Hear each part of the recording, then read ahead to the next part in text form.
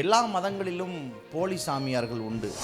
பல வேலைகள் இருக்கும்போது நீங்கள் எதற்காக ஒரு பூசாரியாக உங்களுடைய பயணத்தை துவங்கினீர்கள்? பொதுவாகவே கிறிஸ்தவர்களை குறித்து ஒரு தவறான கருத்து சமுதாயத்தில் உள்ளது. சாமியார் என்கிற பெயரில் இருந்தாலும் சாமி யார் என்கிற கேள்வியோடையே கிறிஸ்தவர்கள் அன்பு என்கிற பெயரில் மதம் மாற்றுகிறார்கள். இயேசுதான் சாமி என்பதை எப்படி கண்டுபிடித்தீர்கள்? ஒருவேளை அன்பினாலும் மிரட்டலினாலும் தான் நீங்கள் மதம் மாற்றப்பட்டீர்களா?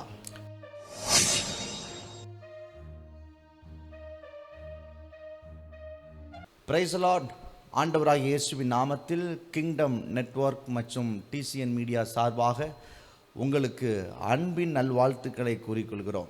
இன்றைக்கு மிக முக்கியமான ஒரு நபரை நாம் நேர்காணல் செய்ய இருக்கிறோம். சென்னையை சேர்ந்த போதகர் ரவிபால் என்பவர் பிரபலமான ஒரு இந்து பூசாரியாக இருந்து இயேசுவை ஏற்றுக்கொண்டவர். அவரிடத்தில் கேட்பதற்கு காரசாரமான கேள்விகள் ஏராளம் உள்ளது. நேரடியாக நாம் நிகழ்ச்சிக்குள்ளாய் கடந்து செல்வோம். ஐயா வணக்கம், நல்லா இருக்கீங்களா? வணக்கம், நல்லா இருக்கிறேங்க. இந்து மத பூசாரி என்று உங்களது விளம்பரங்களில் நாங்கள் பார்க்க முடிகிறது. உண்மையாகவே நீங்கள் இந்து மத பூசாரி தானா?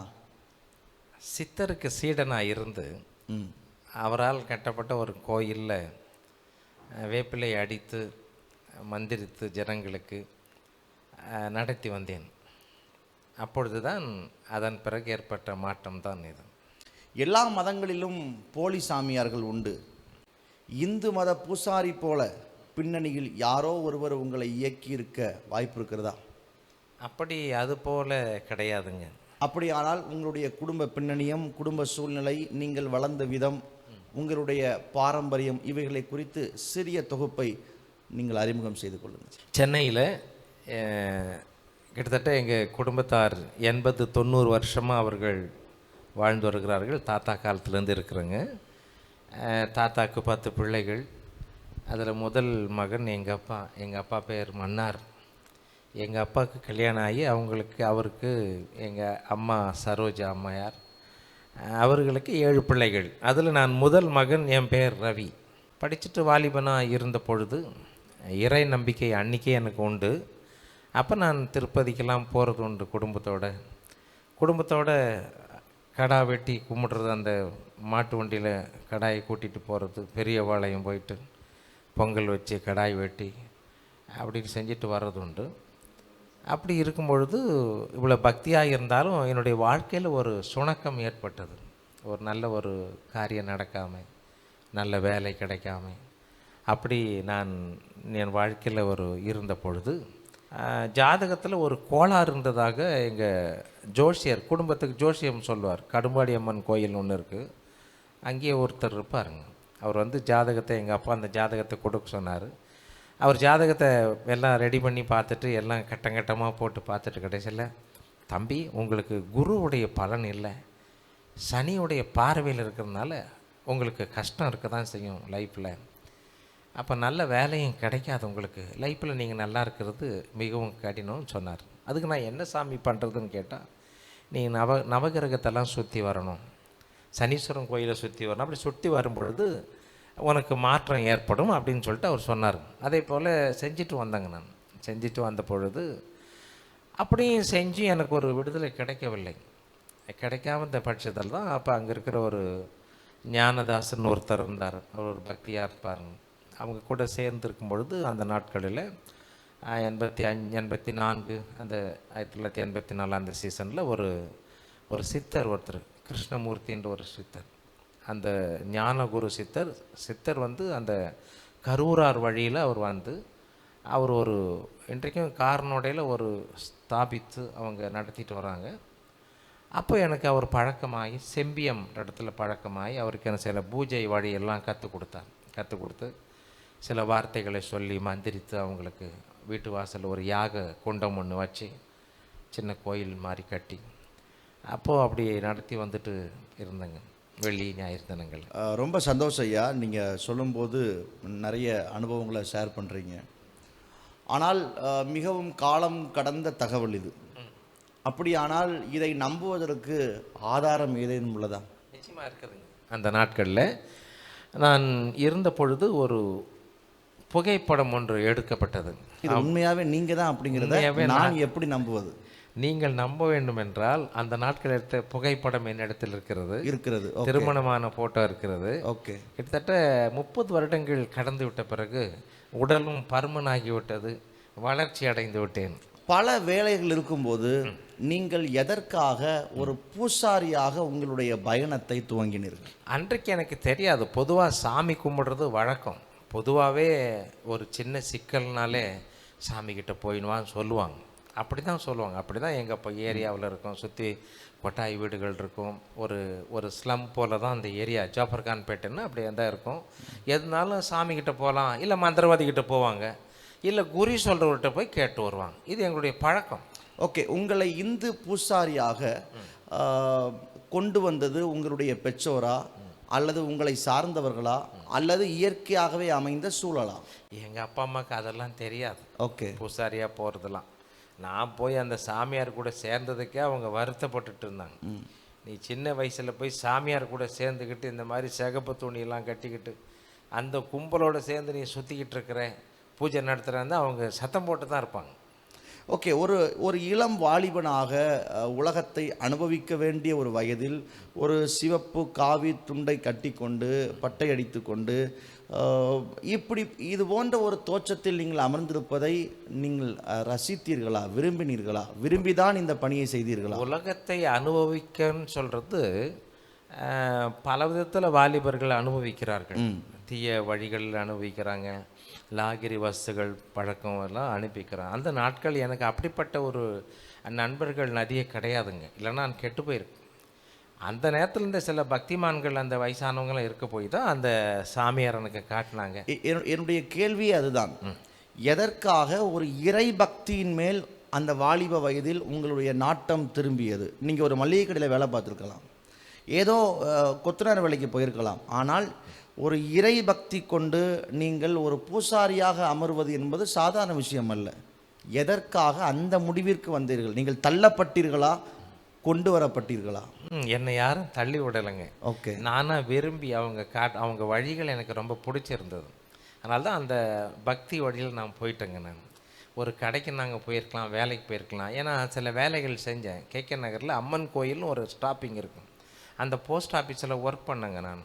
ஆனால் அந்த லெட்டரில் இருக்கிற இடி ஒர்க்குன்னு சொல்லுவாங்க, அதுக்கும் ட்ரை பண்ணேன். அன்றைக்கி இருந்த ஏபிஎம்ஜி நாராயணசாமி இவங்கெல்லாம் போய் பார்த்தேன். யாரும் ரெக்கமெண்ட் பண்ணலைங்க. காரணம் என் ஜாதகத்தில் சனி இருக்குது. அந்த சனி போய் என்ன செய்யணும்னா, அந்த நாராயணசாமியாக இருந்தாலும் கிருஷ்ணசாமியாக இருந்தாலும் எனக்கு ஹெல்ப் பண்ண மாட்டாங்க.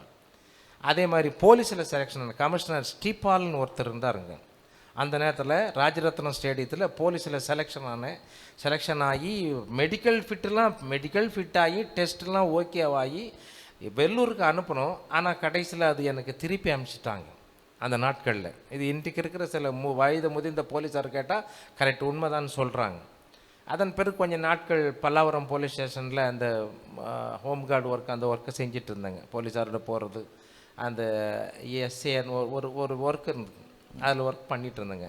அப்படி இருக்கிறப்ப எது போனாலும் விருத்தி அடைய மாட்டேங்குது. என் ஜாதக கோளாறு அப்படி, என் மேலே இருந்த ஒரு சனியுடைய கோளாறு, ஒரு சாபக்கட்டு அது. அதனால தான் எனக்கு எதுவும் செட் ஆகலை. கடைசி இந்த லைனில் போயிருக்கிறப்ப அவருக்கு சிஷ்யனாக இருந்து பூஜைகள் பண்ணிட்டு இருந்தேன். ஆனால் அதில் வருமானம் ஒன்றும் பெருசு ஒன்றும் கிடையாதுங்க.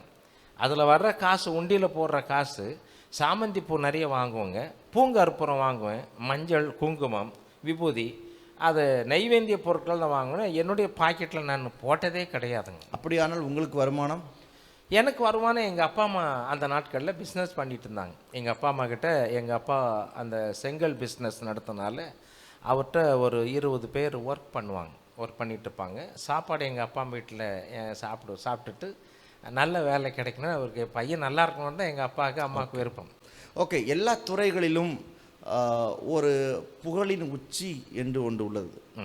இந்த ஆன்மீக துறையில் ஒரு இந்து மத பூசாரி என்கிற நிலையில் உங்களுடைய புகழின் உச்சி எப்படி இருந்தது? அந்த உச்சத்தை குறித்து சில விவரங்கள். புகழின் உச்சின்னு பார்க்குறதுக்கு இல்லைங்க, அது அவங்க கூட சேர்ந்துருக்கும் போதே எனக்கு குழப்பம் இருக்க தான் செஞ்சது. என்ன இவ்வளோ சாமிங்களை கும்பிட்டோம், கடைசியில் இப்படி பூசாரியாக இருந்து வேப்பல் அடிக்கிறேன்.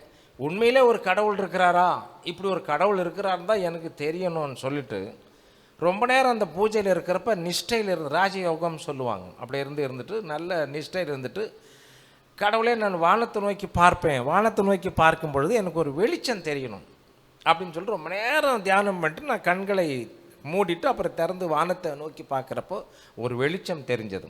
ஒரு ஆன்மீகவாதியாக ஒரு ஆன்மீக பயணத்தை மேற்கொண்ட நீங்கள் பல பக்தர்களுக்கு அருள்வாக்கு சொல்லி பல பக்தர்களுக்கு ஆசி கூறி அவர்கள் சார்பாக பூஜைகளை நடத்தி அவர்களுக்கு நல் வார்த்தைகளை சொல்லி அனுப்பும் நீங்கள் ஒரு குழப்பத்திலேயே இருந்ததாக சொல்லுகிறீர்கள்.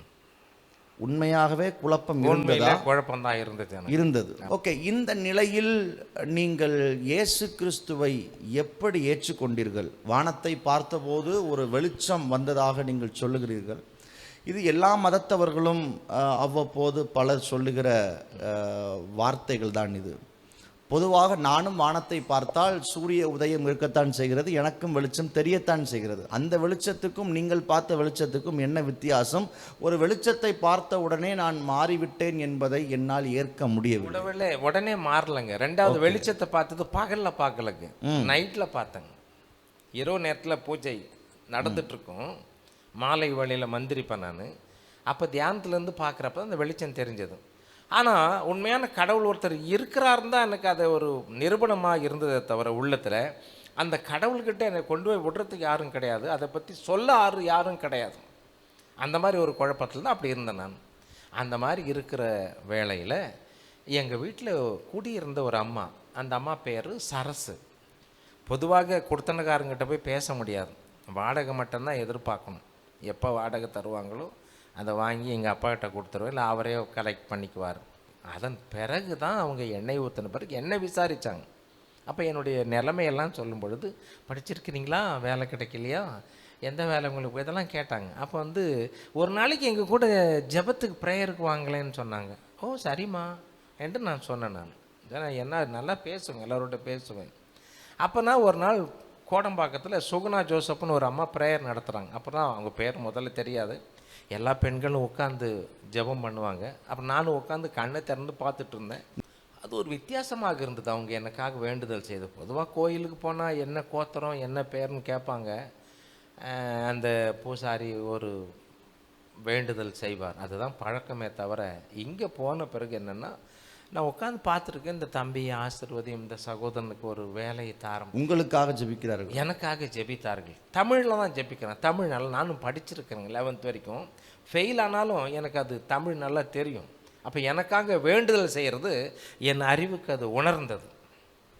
அப்போ என் மேலே அவங்களுக்கு என் மேலே ஒரு நல்ல ஒரு அபிப்பிராயம் ஏற்பட்டது. ஓகே, ஒரு இந்து பூசாரியாக பிறருக்காக நீங்கள் வழிபாடு செய்யும் முறையும் ஒரு கிறிஸ்தவ ஆலயத்தில் உங்களுக்காக பிறர் செய்த ஜபமும், இந்த இரண்டையும் ஒப்புமைப்படுத்தினால் அதில் இருக்கக்கூடிய வேற்றுமை ஒற்றுமைகளை குறித்து சொல்லுங்களேன். அதில் இருக்கிற ஒரு அன்பு தான் தெரியுது. அது ஒரு சர்ச்சு கிடையாது, வீட்டில் தான் சேர்ந்து ஜெபம் பண்ணிட்டு இருந்தாங்க.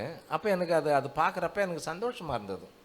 அடுத்த வாரம் கூட்டிகிட்டு போனாங்க அந்த தாய் கூட்டிகிட்டு போனாங்க, வயது சென்றவர்கள் தான். அது எனக்கு இன்ட்ரெஸ்டிங்காக இருந்தது. அவங்க விசாரிக்கிறது, என்ன செய்கிறீங்க, நல்லா இருப்பீங்க, இயேசு சாமி உங்களை ஆசீர்வாதம் இப்படிலாம் சொல்லுவாங்க. திரும்ப என்னுடைய வேலைகள், நான் என்னுடைய பூஜைகளை ஈவினிங்கில் என்னை தேடி சில பேர் வருவாங்க.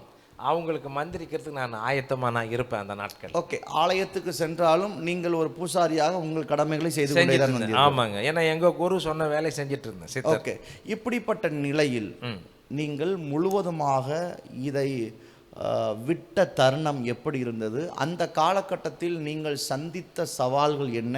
மக்கள் உங்களை பார்த்த விதம் எப்படி இருந்தது? அப்படி இருக்கிறப்ப ஒரு நாள் அந்த பாட்டியம்மா சர்ச்சுக்கு வாங்கலைன்னு சொன்னாங்க. ஓ வரேன் தாயின்னு சொல்லிட்டு நான் போனேன். நான் போய் பின்னாடி உட்காந்துருந்தேன். என்கிட்ட யாரும் பேசலைங்க. ஆனால் நல்லா இருந்தது, அந்த சபையில் உட்கார்றதுக்கு எனக்கு ரொம்ப நல்லா இருந்தது. ஒருத்தர் பேசிகிட்டு இருந்தார், என்ன பேசுகிறாருன்னு தெரியலைங்க, ஏன்னா கடைசி சேரில் உட்காந்துருந்தேன். அவர் ரொம்ப நேரம் பேசிகிட்டு இருந்தார், அவர் பாட்டுக்கு ரொம்ப நேரம் பேசிகிட்டு இருந்தாருங்க. சைடில் பார்க்குறப்ப சில பேர் தூங்கிட்டு இருந்தாங்க, அதையும் நான் பார்த்த நல்லா ஞாபகம் இருக்கிறது. சில பேர் கண் விழிப்பாக இருக்கிறாங்க. அப்போ வாரத்தில் ஒரு நாள் சண்டே மட்டும் சரி வர்றேன் அம்மான்னு சொல்லிட்டு வாரத்தில் ஒரு நாள் போவேன். காலையில் சர்ச்சில் உட்காருவேன், சாயங்காலம் என்னுடைய பூசை பணிகள் நான் செய்ய ஆரம்பிச்சேன். இப்படி சில நாள் ஒரு 3 மாதம் போயிடுச்சுங்க அப்படியே. ஆனால் போயிட்டுருக்கு, அவ்வளோதான். அப்படி அந்த நிலைமையில் இருக்கிறப்போ ஒரு குறிப்பிட்ட நாளில் அந்த செய்தியாளர் தமிழில் ஒரு விக்டர் ஜோசப் ஐயர்னு ஒரு வயது முதிர்ந்த ஒரு போதகர் அங்கி போட்டிருந்தார் அந்த சபையில். சின்ன சபையாக தான் இருந்தது. அவர் பேசுனது, இன்றைக்கு நீ மரித்தாயானால் உன் ஆத்துமா எங்கே போகும். ஏன்னா எனக்கு தெரிஞ்சதெல்லாம் எவன் வீட்டு வாசப்படி வருவான், அவன் வந்து பாசக்கயிறுன்னு ஒன்று தூக்கி போய் எங்கள் பாட்டி சொன்னதுங்க. எருமாட்டு மேலே இருந்துட்டு நம்ம உயிரை பிடிச்சிட்டு போயிடுவான்னு சொல்லிட்டு பாட்டியெல்லாம் சொல்லி வச்சுருக்காங்க. எல்லம்மாள்ன்ற ஒரு பாட்டி சொல்லுவாங்க. ஆனால் இங்கே வந்து என்ன சொல்கிறாங்கன்னா, இன்றைக்கு நீ மரித்தாயானால் உன் ஆத்துமா எங்கே போகும். அப்போ யோசிக்க ஆரம்பிக்கும். அப்போ அதுக்கு பின்னாடி விடை அவர் பேசுகிறாரு, பாவம் செய்யாதே, பாவம் செய்கிற ஆத்மா சாகும், பாவத்தின் சம்பளம் மரணம். அப்போ தன் பாவங்களை மறைக்கிறவன் வாழ்வடைய மாட்டான், அவற்றை அறிக்கை செய்து விட்டுவன் யாரிடத்துல. அதுக்கு நல்ல கதையெல்லாம் சொன்னாருங்க. பொதுவாகவே கிறிஸ்தவர்களை குறித்து ஒரு தவறான கருத்து சமுதாயத்தில் உள்ளது. கிறிஸ்தவர்கள் அன்பு என்கிற பெயரில் மதம் மாற்றுகிறார்கள், அல்லது மரணம் என்கிற பெயரில் மிரட்டி மதம் மாற்றுகிறார்கள். ஒருவேளை அன்பினாலும் மிரட்டலினாலும் தான் நீங்கள் மதம் மாற்றப்பட்டீர்களா? ஏன்னா நானும் வளர்ந்தவன், எனக்கு ஒரு 25 வயசு இருக்குங்க. அந்த நாட்களில் சிலம்பம்லாம் விளையாடுவேன். அந்த ஏரியாவிலேருந்து இன்றைக்கி மேயராக இருந்த துரைசாமி அவர்கள் எங்கள் தெருவில் தான் இருந்தாங்க. அவருக்கு அசிஸ்டண்ட்டாக வந்து நம்ம கடும்பாடின்னு ஒருத்தர் இருந்தாருங்க.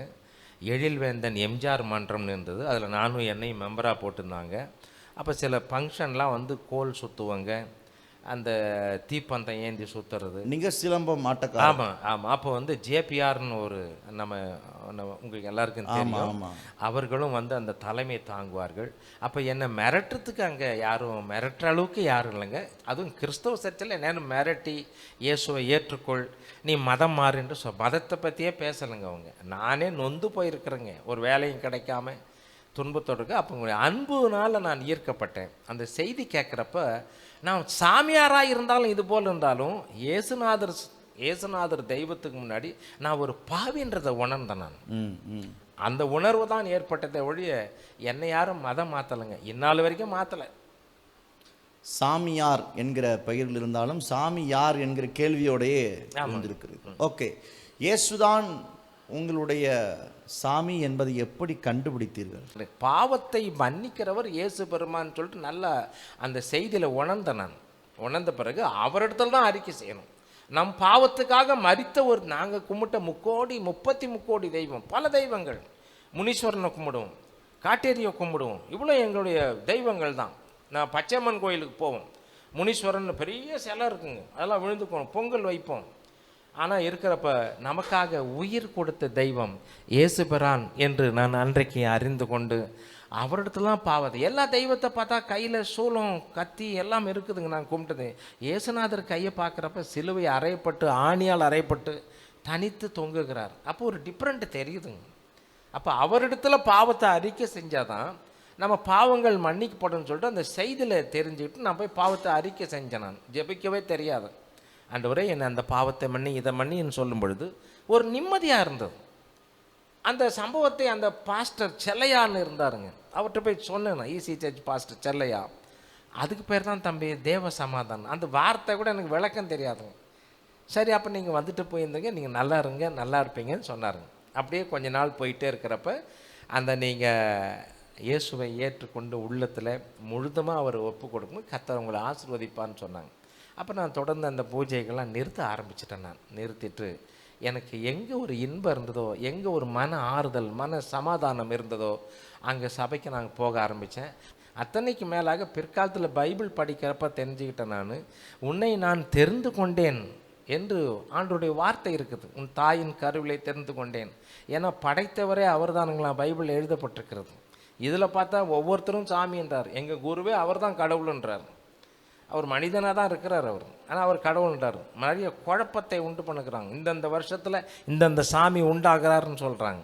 அப்போ என்றைக்கும் ஒரே ஒரு கடவுள், வானத்தையும் பூமியும் படைத்து மனிதனை பூமியின் மண்ணினாலே உருவாக்கின கடவுள் தான் கடவுள். அந்த சர்ச்சுக்கு போகிறப்ப அறிந்து கொண்டோம். இந்த சத்தியத்தை அறியாதனால்தான் நான் விடுதலையாக்கப்படாமல் கட்டப்பட்டிருந்தேன். நான் சத்தியத்தை அறிந்த பிறகு விடுதலையாக்கப்பட்டேன். ஓகே, இந்தியா ஒரு மதசார்பற்ற நாடு. இந்தியாவில் ஆர்டிக்கல் 25 படி எவர் வேண்டுமானாலும் எந்த நேரத்தில் வேண்டுமானாலும் தாங்கள் விரும்பும் மதத்துக்கு மாறிக்கொள்ளும் உரிமை இருக்கிறது. இருக்கிறது. ஆனால் பொதுவாகவே ஒரு குற்றச்சாட்டு பெரும்பாலும் எல்லா இடத்திலும் வைக்கப்படுகிறது. கிறிஸ்தவர்கள் மதம் மாற்றுகிறார்கள், கிறிஸ்தவர்கள் இந்துக்களை குறிவைத்து வேலை செய்கிறார்கள். இதற்கு ஒரு முறையான பதில் தேவை. பணம் கொடுக்கிறார்கள், ஆசை வார்த்தை கொடுக்கிறார்கள். இது போன்ற குற்றச்சாட்டுகள் பெரும்பாலான இடங்களில் வந்து கொண்டே இருக்கிறது. இன்னும் இந்தியாவில் பல மாநிலங்களில் மதமாற்ற தடை சட்டம் கூட இருக்கிறது. ஆகவே உங்களை பொறுத்த வரைக்கும் உங்களுடைய பார்வை என்ன? கிறிஸ்தவர்கள் மதம் மாற்றுகிறாருங்களா? அந்த அம்மா நானாவது 11th படிச்சிருக்கிறேங்க. அந்த அம்மா படிக்கவே தெரியாது. ஆனால் கையில் பைபிள் வச்சுருப்பாங்க, நல்லா அட்டை போட்டு வச்ச பைபிள், பிரித்து கூட படிக்க தெரியாது.